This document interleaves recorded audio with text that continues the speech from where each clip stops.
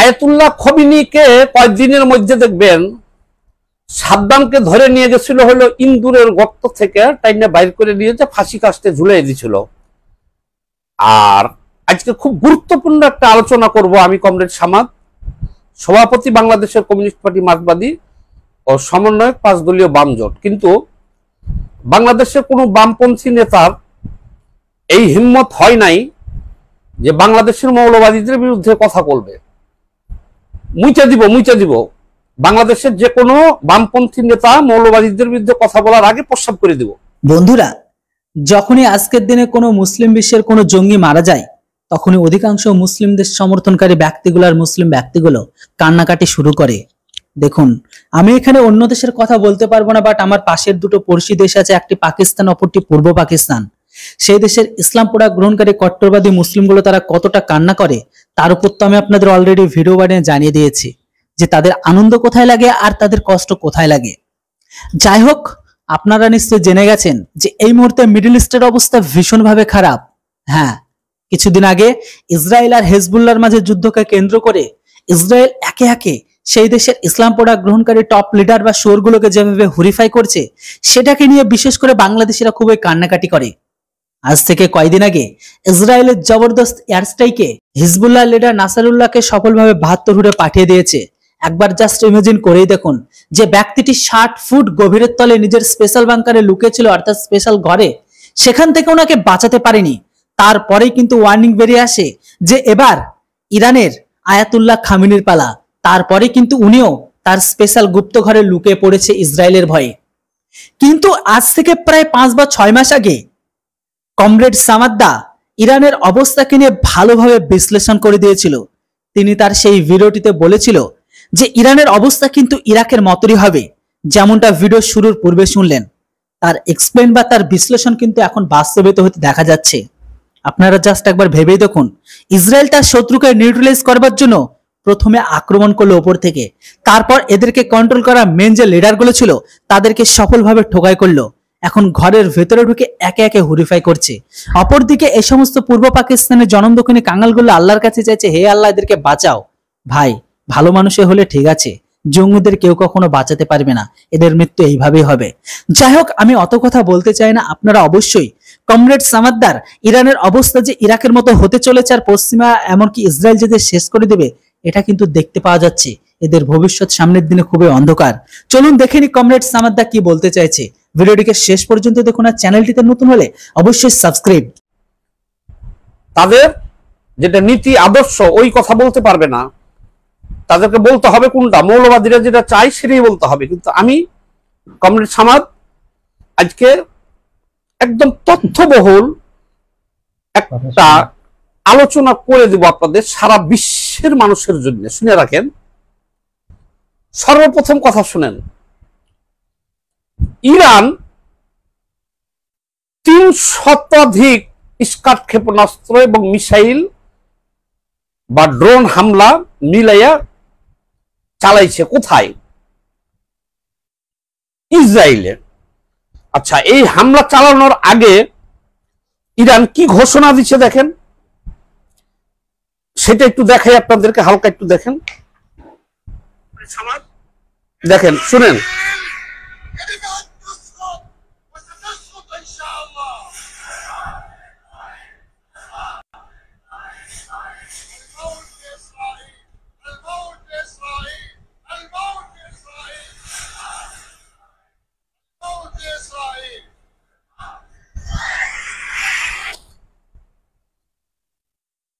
ইসরায়েলে 300 স্কাড বা ক্ষেপণাস্ত্র হামলার আগের দিন এই বক্তব্য দিচ্ছে। এই সালারে আমি চিনিও না, ইরানের কে জানি, এটা প্রতিরক্ষা মন্ত্রী না প্রেসিডেন্ট জানি না। ওনার বক্তব্যে কি বলছে? ইসরায়েলকে ধ্বংস করে দিবে আল্লাহর রহমতে দিছে। 300 স্কাড হামলা যারা স্কাড ক্ষেপণাস্ত্র, সমস্ত বিশ্বের লোক আপনারা জানেন যে এই হামলায় ইসরায়েলের একটা দুম্বা আহত হয়েছিল, সেটাকেও তারা চিকিৎসা করে সুস্থ করছে। একটা দুম্বা। আর এই 300 ক্ষেপণাস্ত্রকেই আকাশেই ধূলিসাৎ করে দিছে। তাহলে এবার কি বুঝলেন? আচ্ছা, আর একটা গল্প করি, একটা আপনার শুনেন। ভাষাটা তো অনেক খারাপ হয়ে যায়। পুটকি দিয়া বাঘ মারার একটা গল্প শোনেন। আমি মুর্শিদাবাদ গেছিলাম, औरंगाबाद বাজারের পাশে, সব পরিচিতই, যাই হোক ভাই ব্রাদার বা আরো কমরেড টমরেড আছে। তো বললো যে আবু বক্কর নামে একজন আছে দাদা, উনি পুটকি দিয়ে বাঘ মারতে পারে। আমি বলে এটা কেমন কথা বললা? আস্তাগফিরুল্লাহ, ভাষাটা কিন্তু খুব খারাপ হয়ে যাচ্ছে আমার। পুটকি মানে পুদ, যেখানে মাদ্রাসার হুজুররা যে পুদটা মারে পোলাপানের, এই পুদ। তার মানে এই পুদ দিয়ে কেমনে বাঘ মারে? কয় বন্দুক দিয়ে বাঘ মারা যায়, বন্দুক দিয়া। কিন্তু ভারতের মধ্যে এই আবু বক্কর একমাত্র ব্যক্তি যে পুন দিয়ে বাঘ মারতে পারে। আমরা কেমনে? কয় দেখেন, একটা ছেলের ডেকে নিয়ে আসলো, 5 ফুটের মতো বয়স, যাই হোক ভিডিও লম্বা হয়ে যাবে। মানে আসল ঘটনাটা হলো কি, ওই আবু বক্কর রাস্তার ধারে ফুটপাতে যে যা বিক্রি করে সব সে কিনা খায়। যেমন ধরেন হালিম, চটপটি, এটা ওটা সেটা, রাস্তার ধারে যারা বেচে আর কি ফুটপাতে, অল্প পয়সায় এটি কিনা খায় সব সময়। খাইলে তার পেটে গ্যাস হয়। এই গ্যাস হলে পরে সে যখন লোক সমাজে বসে, তখন ওই গ্যাসটা সে পাদ মারে, যখন বন্দুকের আওয়াজের মতো শব্দ হয়, তখন সবাই যখন তারে দূর দূর করে চটথাপ্পড় মারা শুরু করে, যখন একটা হোটেলে বসে রয়েছে চায়ের স্টলে, সে পাদ মারছে, তো মাই শুরু করে, তখন কয় বেটা আমি এই পাদ দিয়ে বাঘও মারছি আমি সুন্দরবনে, কি কস না কস? সেটা হলো এক জিনিস, যে পুন দিয়ে বাঘ মারা যায়। বাঘ মারাটা এক জিনিস, কিন্তু ইরান সেই পুন দিয়ে বাঘ মারতে চাইতেছে। কি বলতেছে ইরান? ইরান বলতেছে কি, কমরেড হৃদয় খান, ভলিউম টলিউম ঠিক আছে নাকি একটু বললেন। ইরান বলতেছে ইসরায়েলকে সে ধ্বংস করে দিবে। আচ্ছা শুনেন,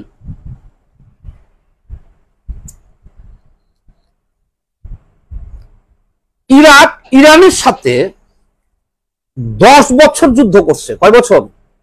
10 বছর যুদ্ধ করছে। ইরাকের 1 ইঞ্চি ভূখণ্ড ইরান দখল করতে পারে নাই। ওই কখনো হয়তো 1 ইঞ্চি দখল করছে, পাল্টা আরো ইরাক আবার তাদের 10 ইঞ্চি দখল করছে, এইভাবে 10 বছর যুদ্ধ চালাইছে।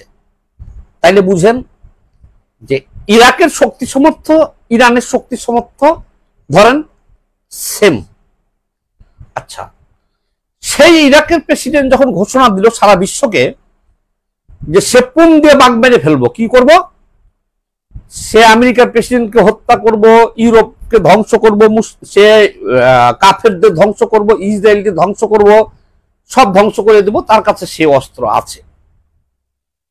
তাকে বহু বুঝাইলো মানুষ, কিন্তু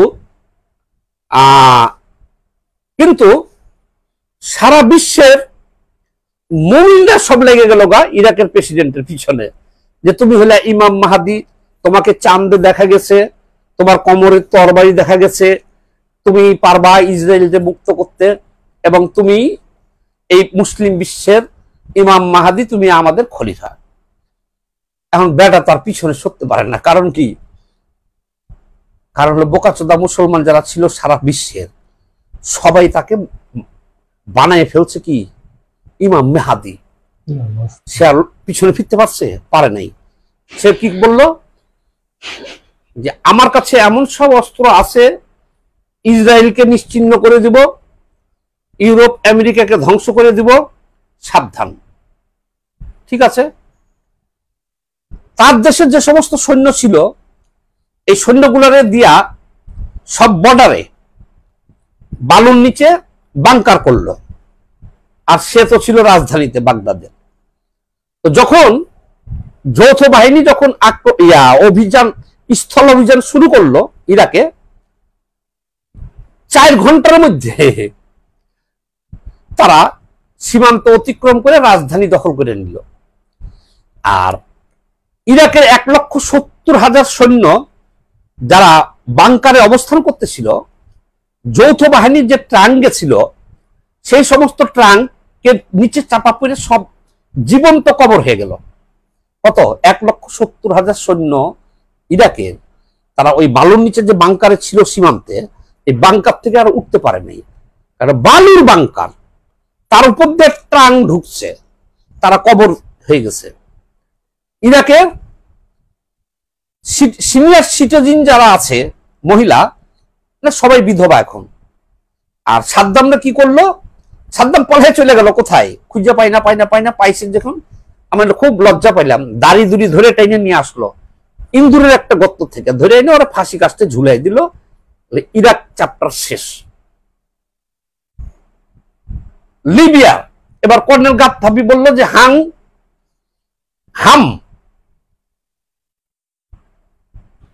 একদম আল্লাহর স্বয়ং ক্ষমতাই স্বয়ংভূ, ইউরোপ আমেরিকা হ্যাং করেঙ্গা, প্ল্যান করেঙ্গা, ইসরায়েল ধ্বংস করেঙ্গা, সব করেঙ্গা। যাক, ওই ব্যাটারে যে আমরা প্রস্রাব পায়খানা করি, যে পাইপ দিয়ে মলমূত্র যায়, ওটার মধ্যে যে পলাই আসছিল তাকে ওখান থেকে ধরে এনে মেরে ফেললো। আফগানিস্তান ধ্বংস। সিরিয়ায় দেখেন আমেরিকার সৈন্য আছে, রাশিয়ার সৈন্য আছে, 12-14 বছর যুদ্ধ চলছে। সে দেশের মানুষ, সাধারণ মানুষগুলো ভিক্ষা করেও ভাত খেতে পারে না, আর লাখ লাখ মরিয়া পড়ে শেষ হয়ে গেছে। কোথায়? ইসরায়েল। এখন ইরান যে হুঙ্কারটা দিচ্ছে, কি ক্ষমতাটা, কি ক্যাপাসিটিটা, কি অস্ত্র, কি অস্ত্র তো মারলা 300 তোমাদের সর্বোচ্চ ক্ষেপণাস্ত্র 300 মারছ, তার মধ্যে একটা দুম্বা আহত করছো ইসরায়েলের। আর কি আছে তোমার কাছে বাবা? কিছুই নাই। কিন্তু এই যে বাংলাদেশের ইউটিউব, ফেসবুক আপনারা ঘাইতে দেখেন, সমস্ত মুমিনরা লাগিয়ে গেছে এই বেচারাকে ধ্বংস করার জন্য। বলতেছে যে তুমি মহাবীর, তুমি সুলতান, তুমি ইমাম মাহাদি, তুমি পারবা ইসরায়েলকে ধ্বংস করে দিতে, এই করতে ওই করতে। এই ব্রেন, মৌলবাদী চোদনাদের কোনো ব্রেন আছে এই পৃথিবীতে? শুনেন, গোপন তথ্যটা বলি। মধ্যপ্রাচ্যে প্রকৃতিগতভাবে তেল এমন একটা সম্পদ ছিল তাদের, তারা নিজের বাড়ির উঠানে একটা পাইপ গাড়ত। পাইপ গাড়লে পারে, আমরা যেমন টিউবওয়েল গাড়ি, এরকম একটা পাইপ গাড়ত। সেই পাইপ গাড়লে সে পাইপ দিয়ে তেল ভলভল ভলভল করে বের হইত। তখন তারা কি করত? তারা একটা বিদেশি কোম্পানিতে দিয়ে দিত, তারা এটা উঠিয়ে দিত, তাদের অংশ তারা নিয়ে যেত, বাকি টাকা দিয়ে তারা কি করত? তারা 4টা বিয়ে করতো, কেউ 7টা, কেউ 9টা, আর কেউ মেয়ে নিয়ে, মাগি নিয়ে এই দুবাই টুবাই সারা বিশ্ব ঘুরে বেড়াইত। তারা খাইব কে এদের? কিন্তু এখন তেল, সৌদি আরব এবং মধ্যপ্রাচ্যের তেল শেষ পর্যায়ে। এখন তারা অন্যদিকে গেছে গা। কি? সৌদি আরব এখন দেখেন সিনেমা হল করতেছে, মেয়েদেরকে ঘর থেকে বাইর করতেছে, মেয়েদেরকে ড্রাইভিং লাইসেন্স দিতেছে, মেয়েদেরকে বিমান বাংলা বানাইতেছে, মেয়েদেরকে পাইলট বানাইতেছে, মদের বার বানাইতেছে, কারণ তাদের তেল শেষ। দুবাই মুসলিম রাষ্ট্র না, আবুধাবি, দুবাই, এমন কোন জিনিস নাই যে দুবাইতে আপনি পাবেন না। গাঁজা, মদ, ইয়াবা, ফেন্সিডিল থেকে শুরু করে আপনি যে একটা হোটেলে উঠবেন, উঠার লগে আপনাকে জিজ্ঞেস করবে যে স্যার কি লাগবে, গাঁজা, মদ, ইয়াবা, কোকেন না কি লাগবে? আচ্ছা, এটি তো আছে। তারপরে আপনাকে জিজ্ঞেস করবে যে আপনার নারী লাগবে, মাগি লাগবে, পতিতা কোন দেশের লাগবে, স্যার কোন দেশের মেয়ে চান আপনি, সেটাই আপনাকে নিয়ে যেয়ে দিবে। এবং বুর্জ খলিফা হোটেল বানাইছে 140 তলা, সারা বিশ্বের সেরা। তারা আর মুমিনদের সাথে নাই। কারা মুমিনদের সাথে নাই? সৌদি আরব নাই, জর্ডান নাই, আবুধাবি নাই। তারা এখন অন্য লাইনে চলে গেছে, বাস্তবিক জগতে রয়ে গেছে। ইরান, হ্যাঁ, ইরানের ধ্বংস হওয়ার দরকার ছিল, কাজে ইরান ধ্বংস হবে, কথাটা বুঝছেন? এই যে 300 স্কাট ক্ষেপণাস্ত্র মারছে, তার মধ্যে 29টা তো জর্ডানই ধ্বংস করে দিছে ইরানের। ইরান ধ্বংস হইতে হবে, কেন ধ্বংস হইতে হবে শুনেন। 5 শতাধিক নারীকে হত্যা করছে, তাদের মাথায় চুল দেখা যেতেছিল এই কারণে। কে? ইরান। 5 শতাধিক নারীকে হত্যা করছে। তারা মানুষ? তারা হলো জানোয়ার। ফিলিস্তিনকে যারা সমর্থন করে, ফিলিস্তিন জনগণকে যে হত্যাকাণ্ডের শিকার হইতে হয়, এর দায় কার? এর দায় হলো হামাসের। আমরা বাংলাদেশের নাগরিক, কারণ ভারত যদি আমাদেরকে হত্যা করে, এর দায় কার? শেখ হাসিনার। কেন পারো না বাল ফেলাইতে, উঠে বইয়ে রাখতো কি গভীর রাইতে? আর এই যে ভারত বয়কট চুদাইয়ারা যারা, কারণ শেখ হাসিনা যদি ভারতের লগে কয় যে আল্লাহর ওহী আছে, আমি তাহাজ্জুদ করি, ভারতকে মাইরে শেষ করে দিব, যে ভারতের লগে যুদ্ধ লাগাই দেয়, তাহলে আমাদের লাখে লাখে মুমিন বাংলাদেশি নাগরিক আমাকে মারা যাওয়া ছাড়া কোনো উপায় থাকবো? আর কেন? ভারত মঙ্গল জয় করে বসে রয়েছে। মঙ্গল, তারা বাংলাদেশের চাইতে জনবল শক্তি সব দিয়ে 100 গুণ ঊর্ধ্বে।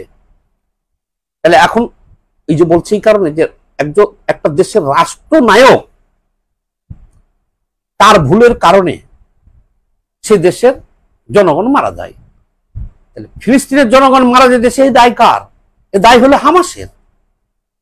এরা তো জানে না ইসরায়েলে 20% মুসলমান আছে, তারা অস্ত্র নিয়ে যুদ্ধ করতেছে ফিলিস্তিনের বিরুদ্ধে। জানেন এটা আপনারা? আরে ইহুদি রাষ্ট্র যে ইসরায়েল, সেখানে 20% হলো তাদের মুসলমান, তারাও সৈনিক, তারাও গুলি করে ফিলিস্তিনি মুসলমানদের হত্যা করতেছে। তারা কি বলতেছে? যে আমরা ইসরায়েল রাষ্ট্রের নাগরিক, আমরা মুসলমান, হিন্দু, বৌদ্ধ, খ্রিস্টান বুঝি না, আমরা সম্মানের সাথে বসবাস করতেছি, আমরা ইসরায়েলের জন্য জীবন দিব। এই ইতিহাসটাই তো কেউ জানে না, মুমিনরা জানে। তাহলে বাংলাদেশের এই বাঙ্গ মুমিন। আচ্ছা, এবার আসল কথাটা বলি। পৃথিবী আসল কথা হলো, আমি এখানে কারো পক্ষ নিব না, আসল কথা শুনেন।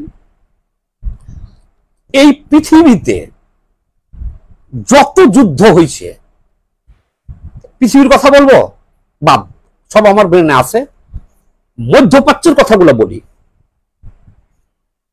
মুসলিম কান্ট্রিগুলোতে যত যুদ্ধ হয়েছে, দেখবেন এক পক্ষ হলো রাশিয়া নিচে, এক পক্ষ কে? আমেরিকা নিচে। তারপরে খেলাটা খেলতেছে কেন? আচ্ছা দেখেন, সিরিয়ায় আমেরিকার সৈন্য কিন্তু আছে, রাশিয়ার সৈন্য আছে। রাশিয়ার সৈন্য হলো সিরিয়ার সরকারের পক্ষে, আর আমেরিকান সৈন্য হলো বিরোধীদের পক্ষে। সেখানে 12-13 বছর ধরে যুদ্ধ চলতেছে। রাশিয়ার এখন যে রাষ্ট্রীয় ভান্ডার, তেল সম্পদ সহ খনি, এগুলো সব কার দখলে বলতে পারেন? এটা আমেরিকার দখলে আছে হলো 38%, আর 30% রাশিয়ার দখলে আছে, আর সরকারের দখলে মনে হয় 30% আছে। যুদ্ধ কিন্তু চলতেছে, চলবো। ইরাক যুদ্ধের সময়তেও রাশিয়া ছিল কার পক্ষে? সাদ্দামের পক্ষে। আর বাকিগুলা পশ্চিমারা, ওরা ছিল সাদ্দামের বিপক্ষে। আচ্ছা, আফগান যুদ্ধেও, অর্থাৎ আমি আর এত বলবো না, এই যে এখন যে ইসরায়েলের যুদ্ধ ফিলিস্তিনে, এখানে রাশিয়া কার পক্ষ নেবে? তবে একটা জিনিস আপনাদের আমি ওপেন চ্যালেঞ্জ দিয়ে দেই, আজকে যদি আমেরিকা ঘোষণা দেয় যে আমরা ইরানের পক্ষে আছি, কালকে সাথে সাথে রাশিয়া ঘোষণা দিবে যে ইরান হলো একটা সন্ত্রাসী রাষ্ট্র, আমরা ইরানের বিপক্ষে আছি। আজকেই চ্যালেঞ্জ, ওপেন চ্যালেঞ্জ। পৃথিবীর যে মূল পাওয়ার, যে মূল শক্তিটা আছে, আপনি পুটকি দিয়ে বাঘ করতে পারবেন ওই যে ভারতের আবু বক্করের মতো? পৃথিবীর যে মূল শক্তিটা, তারা যদি একটা পক্ষ নাই, তাহলে তো পৃথিবীতে কোনো সংঘাত থাকবে না। তারা অস্ত্র বিক্রি করতে পারবে না, তারা আপনার দেশের তেল খনিজ সম্পদ লুণ্ঠন করতে পারবে না। দেখেন, পৃথিবীতে 210টা রাষ্ট্র আছে, আর কোন রাষ্ট্র নিয়ে কি যুদ্ধ আছে? আচ্ছা, বাংলাদেশ নিয়ে কোনো যুদ্ধ আছে? বাংলাদেশে গণতন্ত্র নাই। শেখ হাসিনা 15 বছর ধরে চালাইতেছে, পিটে চালাইতেছে। আমেরিকা অস্ত্র পাঠাইছে, সৈন্য পাঠাইছে, রাশিয়া পাঠাইছে না। বাংলাদেশে সম্পদ আছে, তৈল খনি আছে? নাই। পৃথিবীতে তেল সম্পদটা মধ্যপ্রাচ্যে মুসলিম কান্ট্রিগুলোর দখলে, বিশাল ভান্ডার।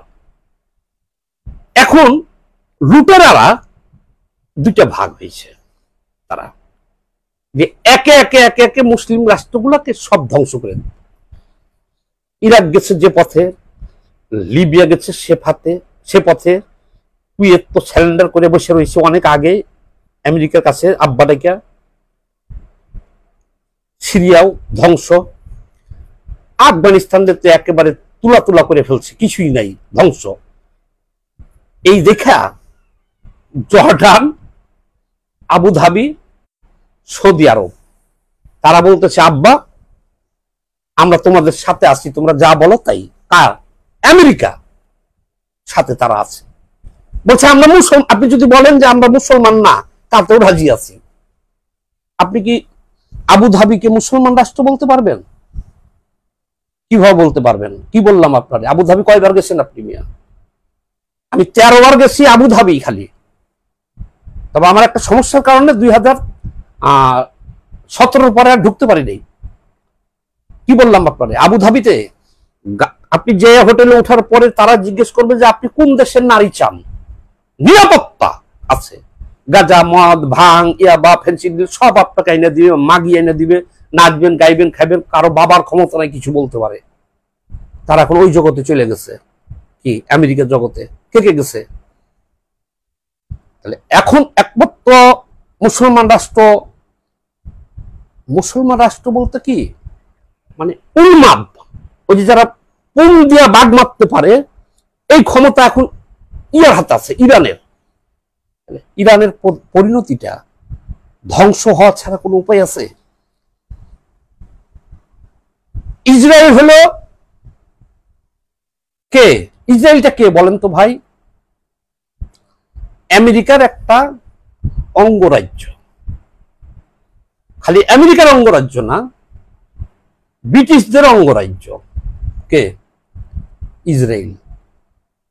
আপনি ইরান বা আপনি বাঙালি মুমিন বাঙ্গু, আপনার এত বড় দুঃসাহস যে আপনি এই কথা বলতে পারতেছেন যে ইসরায়েলকে আপনি ধ্বংস করে দিবেন?